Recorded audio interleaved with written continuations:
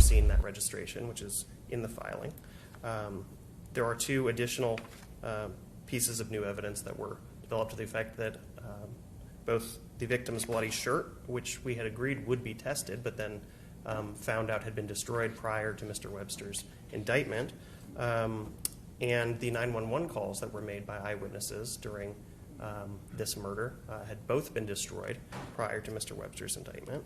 And in terms of fault for investigating, Your Honor, it's very clear, and I think the parties are in agreement here, that Mr. Webster was deprived of any information related even to the identity of Mr. Boyce and Mr. Henderson as a consequence of the fact the trial counsel withheld the file from him and from post-conviction counsel and from me until the latter half of 2018. Now, that is just Mr. Webster's portion of this investigation.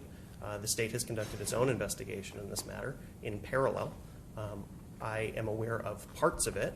Other parts have been redacted, and I expect that there are additional pieces of it of which I am not aware as a result of a pending investigation or perhaps investigations related to this homicide and others. So the answer to your question, Your Honor, fairly circuitously, is that none of the new evidence being presented here today was presented at trial, was presented in post-conviction proceedings, was presented in the quorum nobis proceeding, was presented in the pro se petition for DNA testing either. This is all new, and that's why it's appropriately before the court, both with respect to the witness testimony and the new scientific and DNA evidence.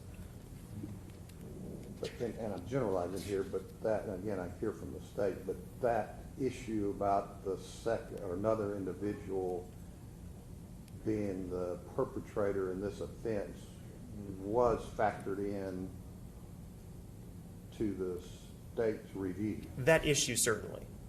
Ms. Norman's testimony, definitely not. Okay.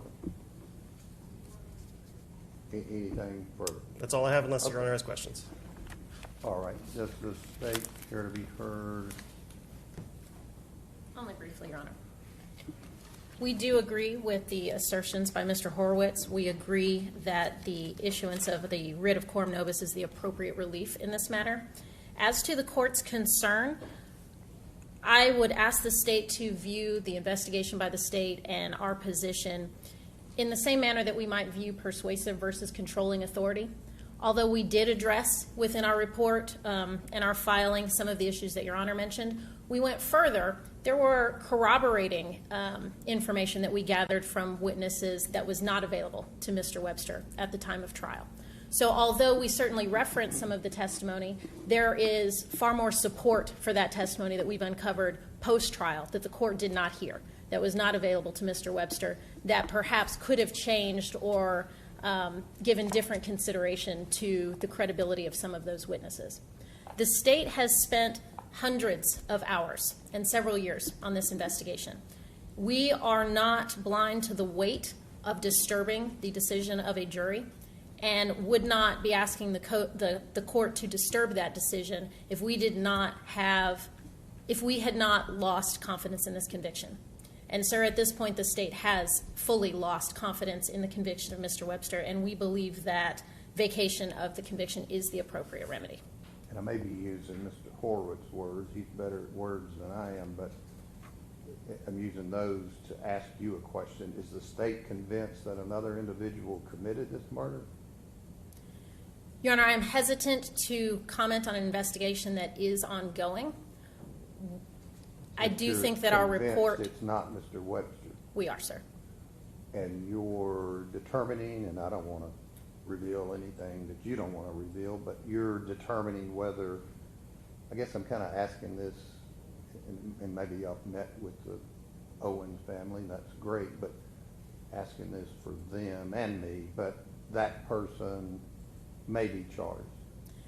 Sir, it is our intention to do everything within our power to see that the Owens family sees justice.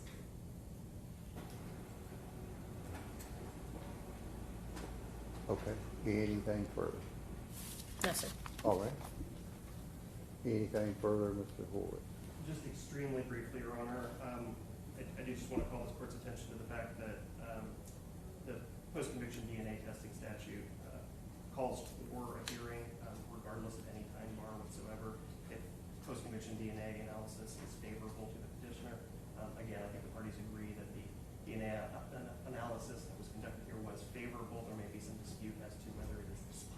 the weight of what a jury would give it. But it is nonetheless favorable, and that alone brings this matter within the court's jurisdiction and appropriate for hearing.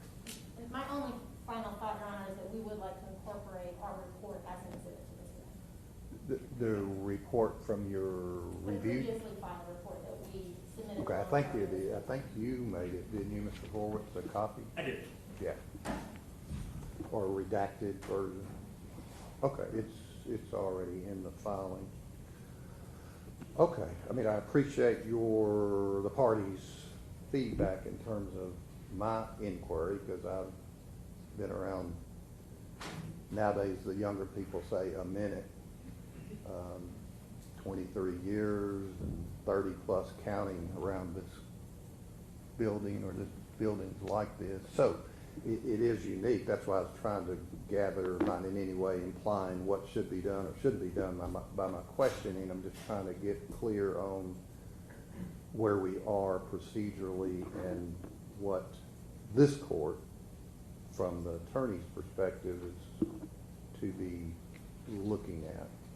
So, as I mentioned, it is a unique set of circumstances weighing, as the state mentioned, the jury process that happened, 14 years ago or so, 14 and a half, versus an innocent person that nobody would want incarcerated if in fact that is true. So let me take this under advisement, issue an order. It doesn't have, y'all submitted the issues here in court and in your filings fairly and competently, obviously, and I'll get that order out hopefully within a few days and get, you'll do whatever you need to do for purposes of appeal if it has to be, or if it's granted, then y'all work out what logistics need to happen. Thank you, Your Honor. All right, you can step back, Mr. Webster.